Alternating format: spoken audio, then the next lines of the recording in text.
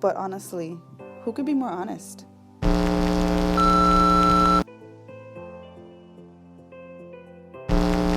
Welcome to the Honest Goddess, and in today's video I will be going back and doing a follow-up video on my first ever video here on YouTube, my Phillips Satinelle Epilator review. If you haven't watched it yet, definitely go watch before continuing this video. I go into detail about the device and touch on the pros and cons as well. This video will actually be part 1 of a 3-part hair removal series. So subscribe and put your post notifications on so you don't miss them. Disclaimer: this video has scenes of unwanted hair that may not be pleasing to the human eye. Please take caution watching beyond this point.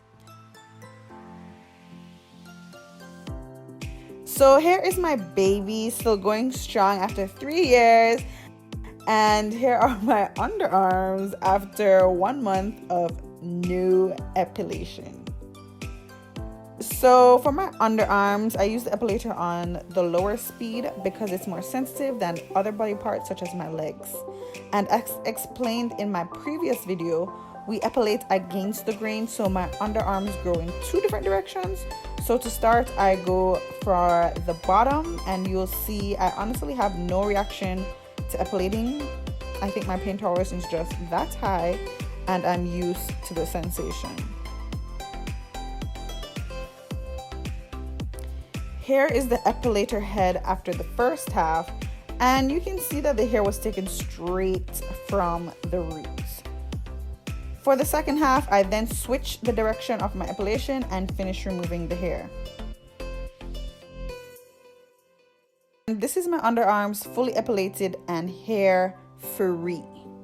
So right after, I apply some vitamin E oil to soothe the area, and now to clean the device. So here's all the hair stuck in the epilator, and the 3 tools that I use to clean it are the cleaning brush that came with the epilator, a pointy tweezer, and water. So I first brush out the epilator head really good, but there's still a lot stuck in there. So then we use the water to do a deeper clean. So I turn on the tap on hot water and then run the hot water over the epilator head while it's on full speed. The trick with the water is turning off the epilator and shaking the water out of the epilator. This will take the hair stuck in the back out because it will come out with the water. The final step to remove the hair is to spin and check if anything is still trapped between the teeth of the device and remove it with the tweezer. Once all the hair is out, I wash the head off with antibacterial soap thoroughly, and then I separate the head from the body and set on the counter to dry for 24 to 48 hours before putting back in the case.